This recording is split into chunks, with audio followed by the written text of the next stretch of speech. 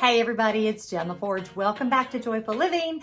Today I am bringing you a YouTube creator update. I'm going to be sharing how much I made the first quarter of 2022, how the business is kind of changing and growing, and I'm going to be answering some questions that you sent me over on Instagram. And I'm really glad that you're here.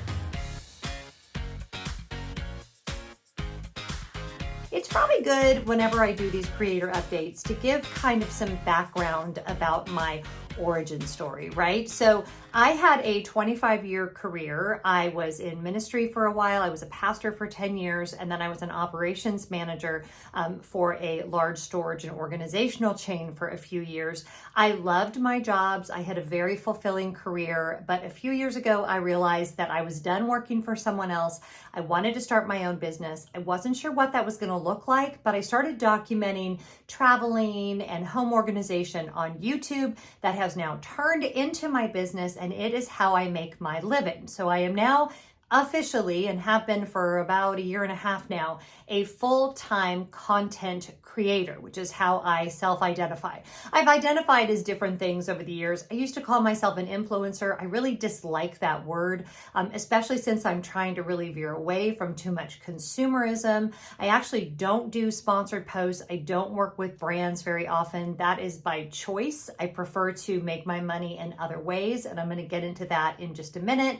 But YouTube, strangely and surprisingly to everyone, most especially myself, has become my full-time income. And, people will always ask, how do you make money on YouTube? Is that a real job? Yes, it's a real job. The Internal Revenue Service recognizes content creator as a real job. Yes, I have to pay taxes. I have an LLC, and I am set up as a fully legitimate business. Now, as of right now, I am the only employee of that business, and I always have in the back of my mind, what do I want that first hire to look like? Because I am the first to tell you that this job is very overwhelming. And one of the reasons why I make these videos is because I think a lot of people watch my videos, they see me traveling, they see me just, talking about tips and tricks for travel and home organization.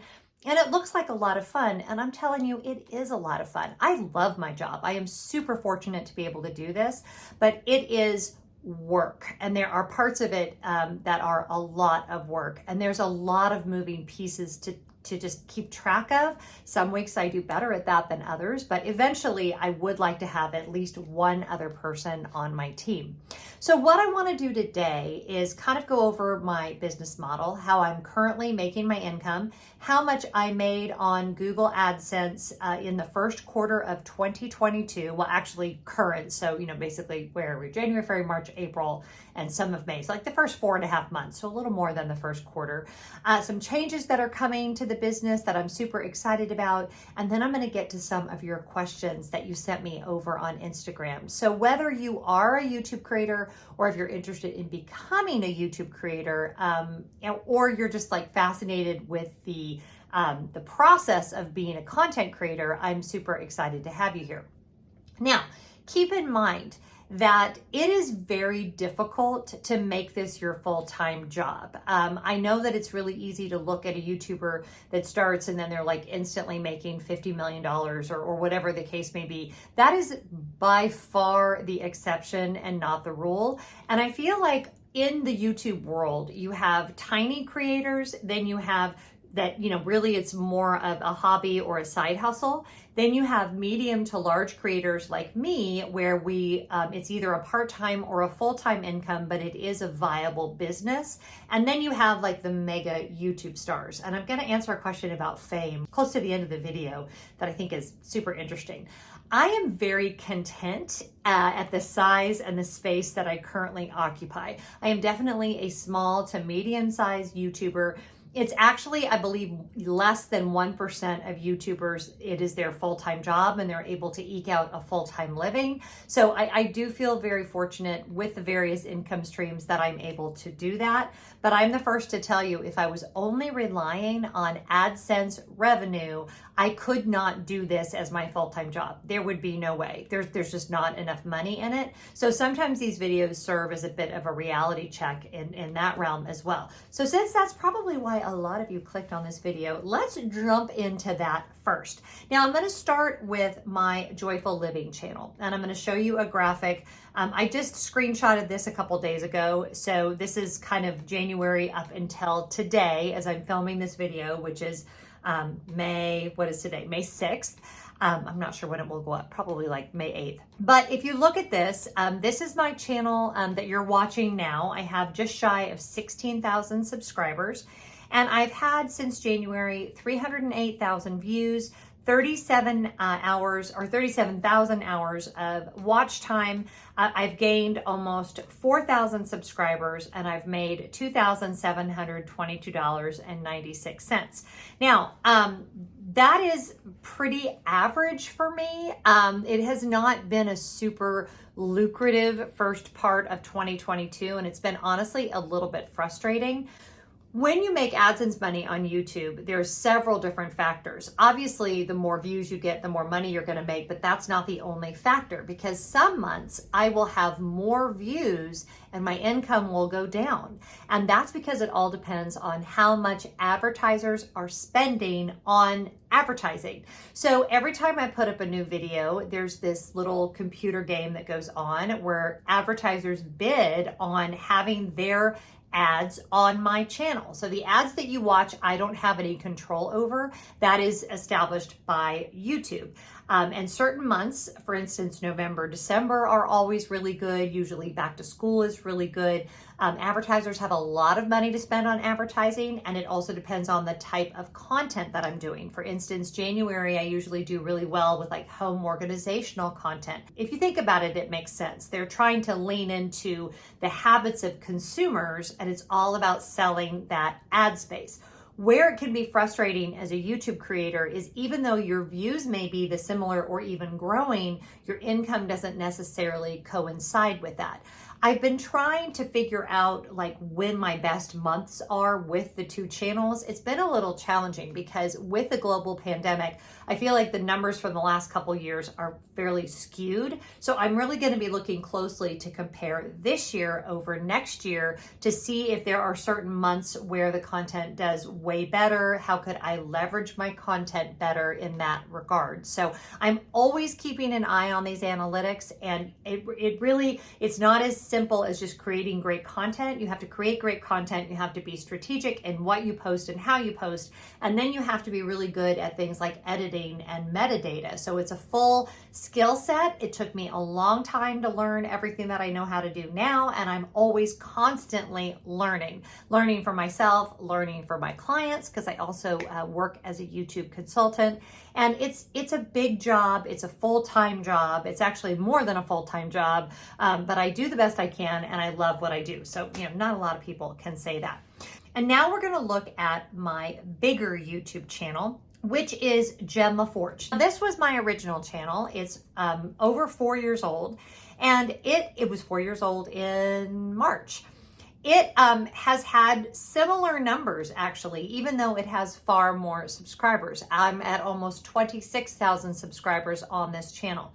As I've told you guys over and over again, subscriber count doesn't really pay for your lunch. That is paid for by ad revenue, which is generated by views. So, which is all that you have control over, right? The whims of YouTube and advertiser dollars, like I talked about, you don't really have control over that. You do, however, have control over making quality content and ensuring that that content is something that people are actually looking for so that it can be recommended more on YouTube. So the Disney channel has definitely been more volatile than the lifestyle channel.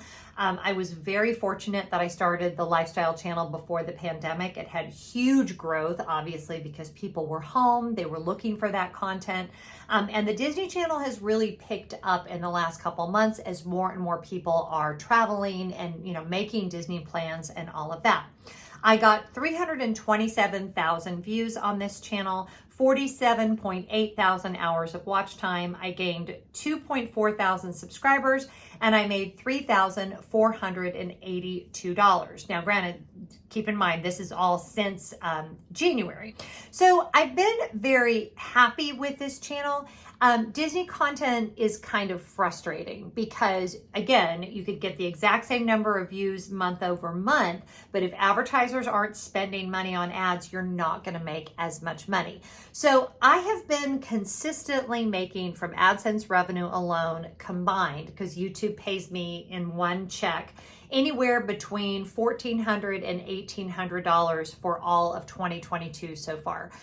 I'm okay with that. I would like to see that grow. Again, I've seen my numbers grow, but my income hasn't grown according to the numbers. And that is all to do with the economy and what how much money people are spending on YouTube ads. And again, I don't have any control over that. It's the economy, stupid. So I try to just continue to be consistent and put out the best content that I can and let the numbers fall where they may.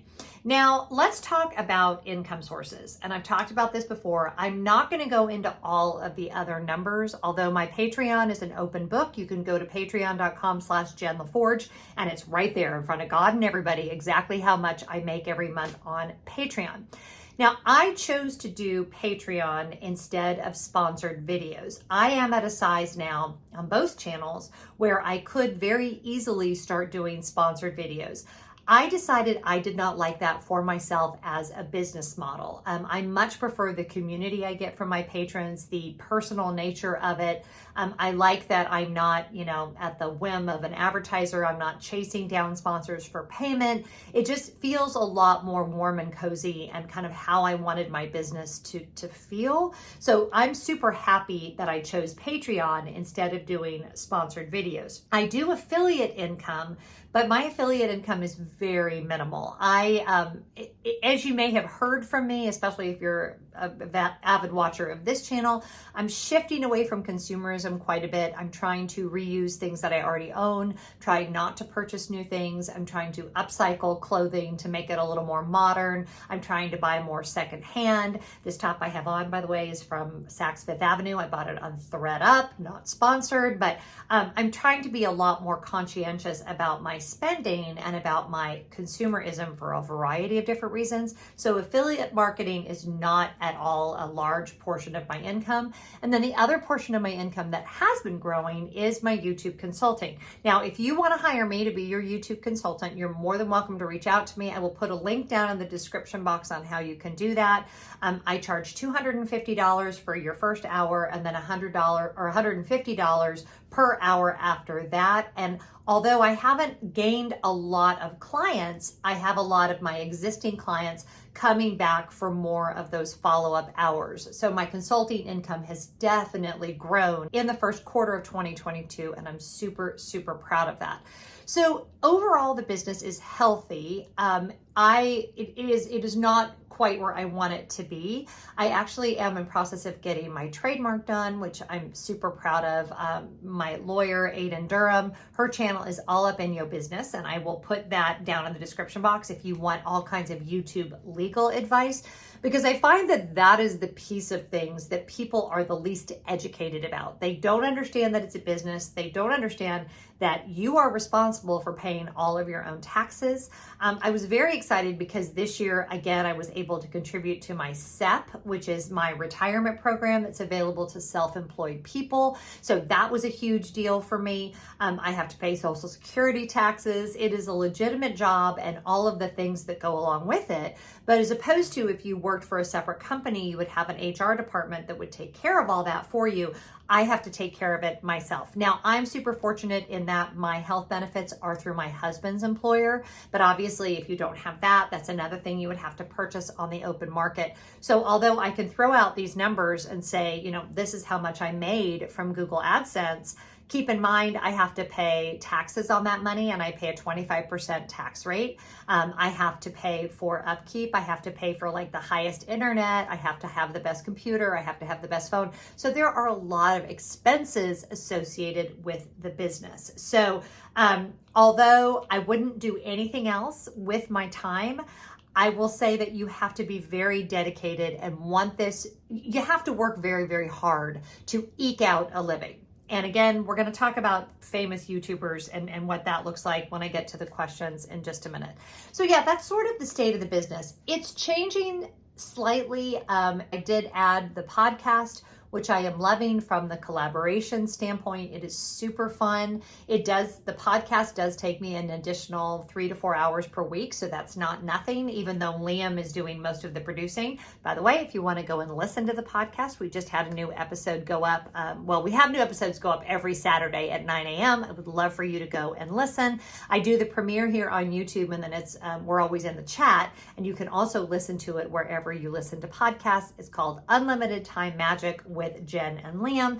I'm super proud of that project. It is definitely meeting some creative needs that I had that I don't even think I realized I had. So I am super happy to be doing it, but it is taking a lot of time and it is not really paying for itself yet. It certainly isn't paying me what my time is worth. I'll continue doing it because it's kind of a passion project and maybe it will be lucrative at some point.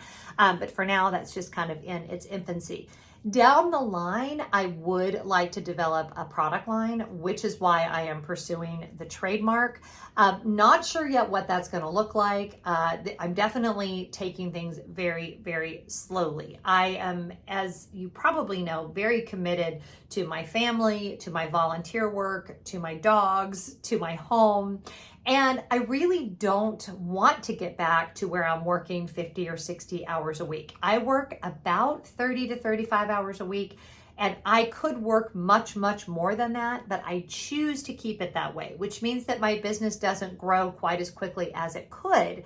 But it's not always about money, right? A lot of what I love about my job is the lifestyle it allows me to have. And if I were working 50 or 60 hours a week, I might achieve the numbers that I want, but it would take away from the quality of life that I currently have. And that's just not a sacrifice that I'm willing to make. And I think every small business owner gets to that point where they have to decide how much bigger do I want to grow this, because that means more complications. And as much as, yes, I would love to hire somebody, if I hire somebody, then that means that it's, that much more that I have to keep track of and manage and all of that. So there you go. Let's get to your questions. You guys had some great ones, and it was around I'm only going to do a couple because I don't want this video to be super, super long.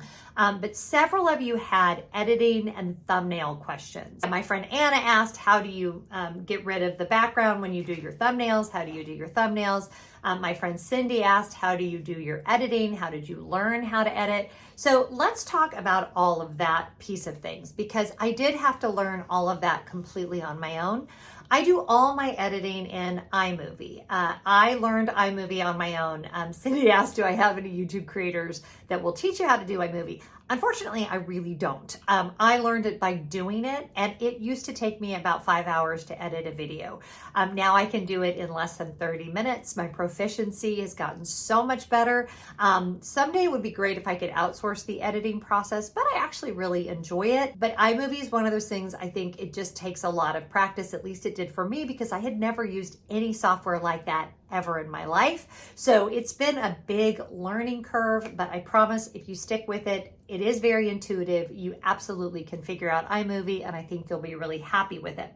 As far as how I make my thumbnails, I use Canva, and particularly I use Canva Pro, which has my favorite feature on any editing software ever called background remover.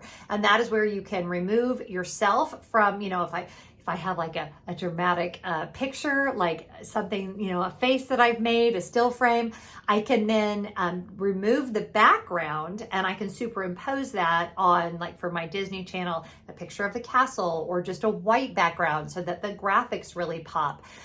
Again, I have taught myself Canva.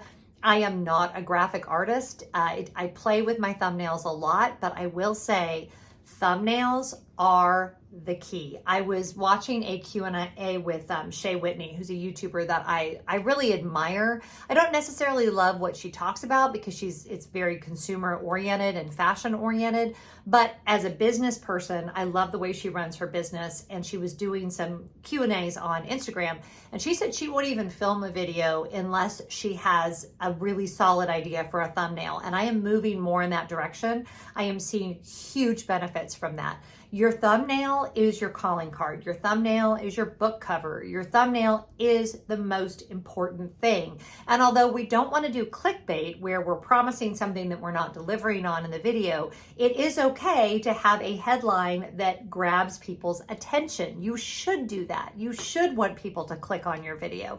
So, I kind of will search, not kind of, I do. I will search for the topic to see what is getting viewed. What do the thumbnails look like that people are actually clicking on? And although I never copy somebody else's work, I will let that inspire me. I will kind of play with things, try to be better, try to improve my fonts.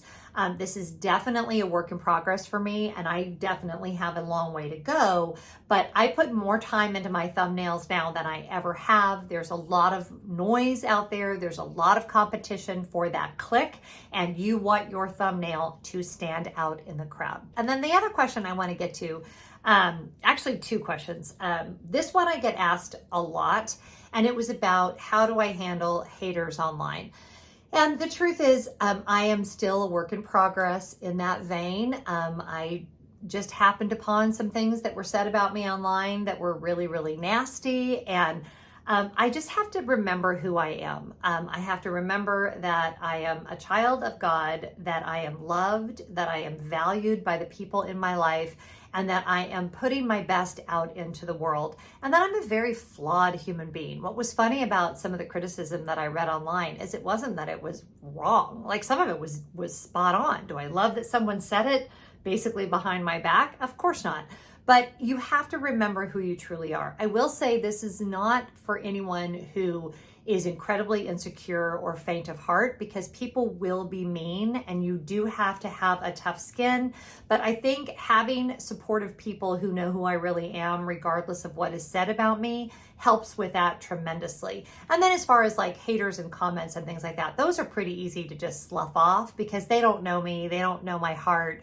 And, you know, I'm a loved person and I'm very confident in what I'm doing. And to me, that just shows insecurity on behalf of the person. And I can just send them good wishes, be well, and be blessed. And then lastly, this question was from Carrie, and she was asking about, she was pointing out a YouTuber that went from nothing to like being worth $90 million in very little time, but who had an entire management team behind them.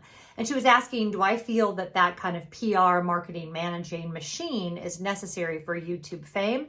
And the short answer is, I have no idea, because YouTube fame is never something I have aspired to. I only ever wanted to have my own business where I could communicate, educate, and entertain, do something that I love, and make a living doing it. And I have achieved that. So although I would like to grow my business, being YouTube famous comes with a whole lot of baggage that I have no interest in. I like that I have, this kind of group of people that when they comment, I know who they are. I have like 317 patrons. I know almost all of them. I could pick them out of a crowd. I like the intimacy of that. And that was my motivation.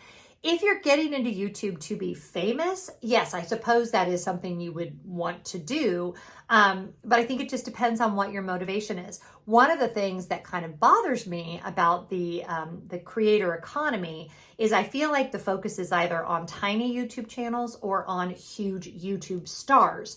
There's a whole lot of us that are in the middle, that this is our job, but there's not a lot of resources for us. And it can be a little bit frustrating and it can be a little isolating. So I do have quite a few friends that are also in the space. I've either met them online or I've met them at conferences. We do kind of tend to encourage each other and, send each other DMs and laugh about the absurdity of what we do for our living. But I feel like it's a missed opportunity on behalf of so many different entities to focus on these kind of middle of the road YouTubers, because there's a lot of us, and the gig economy is the fastest growing sector, or one of the fastest growing sectors. So there's a lot of us making a lot of money online, but sometimes I feel like the focus is always on YouTube stars or people that have it as a hobby. But hi, there's a whole bunch of us out here that are just kind of, eking out our living doing this thing that we love. So YouTube fame, not really for me. My business as it is, growing, happy, healthy, stable with a really good foundation. My perspective is there. I know what's important to me and really what's not. And that's always going to be changing and evolving. And I'm so grateful to you guys for changing and evolving with me. Okay, I hope you found this interesting. The numbers are always fun, I think, for people to take a look at, to really understand. And again, you're either shocked because you can't believe how much it is, or you end up being shocked because you can't believe how little it is. But this is my reality on YouTube. You might find another creator with similar, viewers and subscribers to mine that makes way more money. You might find someone that makes way less. I don't know them. I can only share with you my own experience. So whatever you're doing today, I hope you're finding joy. Please make sure you give this video a big thumbs up, subscribe if you're not already, and I'll see you next time. Bye.